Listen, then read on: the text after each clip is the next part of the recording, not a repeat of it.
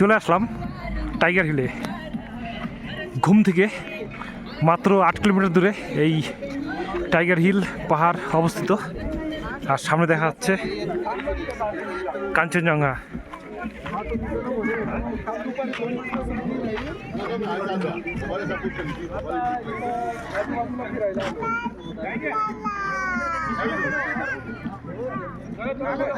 কাঞ্চনজঙ্ঘা দেখা যাচ্ছে এখান থেকে।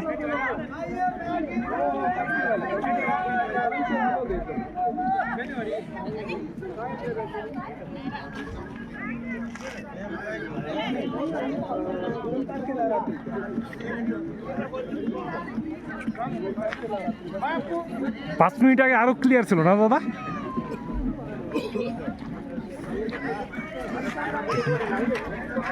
কত লোক!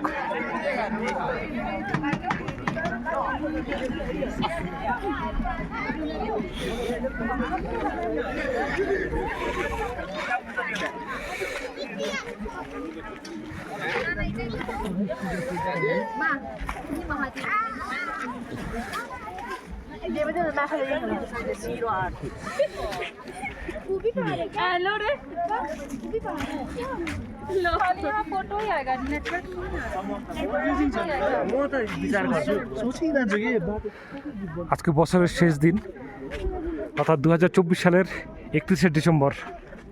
তাই আমি চলে এলাম দার্জিলিংয়ে। আর এখান থেকে অসাধারণ একটা ভিউ।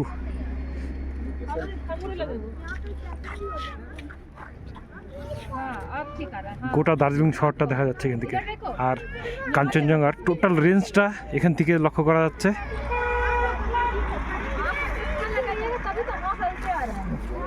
অসাধারণ।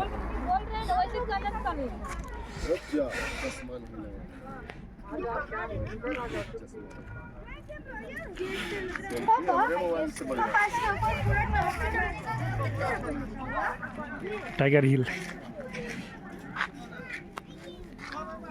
এখান থেকে সূর্য ওঠা আর সূর্য অস্ত হওয়ার এক অসাধারণ দৃশ্য লক্ষ্য করা যায়।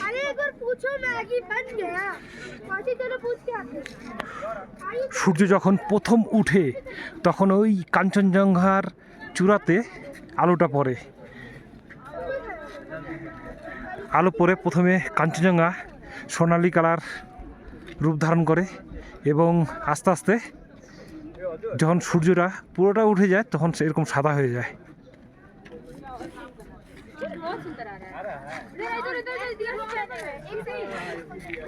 ঠিক নিচে দেখা যাচ্ছে দার্জিলিং শহর।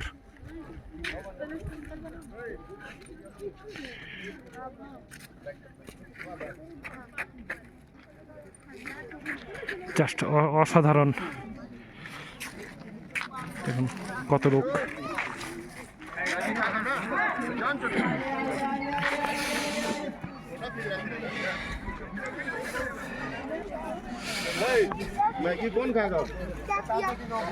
এখানে অনেক অস্থায়ী দোকানপাট দেখতে পেলাম।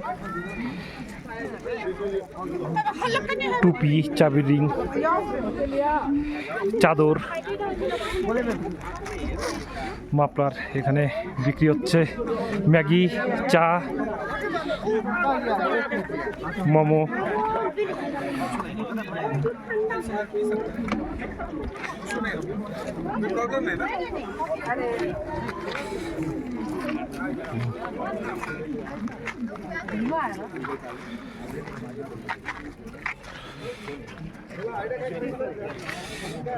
জাস্ট অসাধারণ।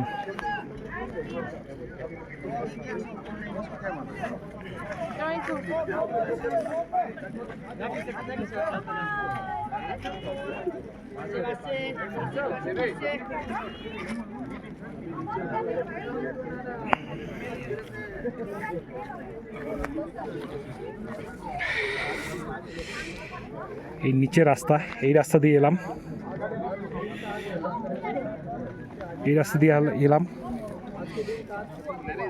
এদিকটা যাবে দার্জিলিং, আর এই যে টাইগার হিল উঠবে।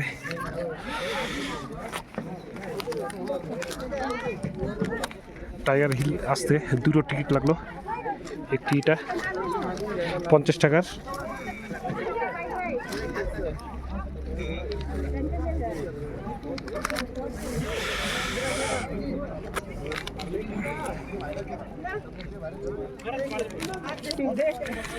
আরো একটি, এটা 20 টাকার। আর সামনে দেখা যাচ্ছে কাঞ্চনজঙ্ঘা, কাঞ্চনজঙ্ঘা স্লিপিং বুদ্ধা। মনে হচ্ছে বুদ্ধদেব এখানে ঘুমিয়ে আছে। দেখুন কত লোক, সকালে প্রচুর লোক থাকে এখানে, সানরাইজ দেখতে আসে। যখন সূর্য ওঠে তখন প্রথম আলোটা কাঞ্চনজঙ্ঘার চূড়ার মধ্যে পড়ে, তখন কাঞ্চনজঙ্ঘাটা খুব সুন্দর লাগে দেখতে।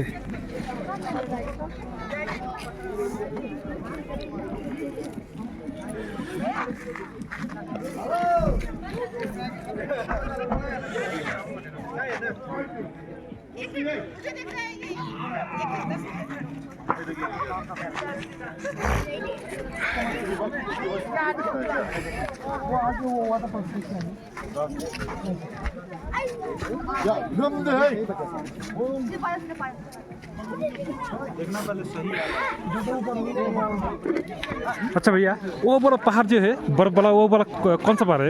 ये पूरा रेंज है। हैं? पूरा रेंज है। वो कांचनजंगा का पूरा रेंज है। अच्छा,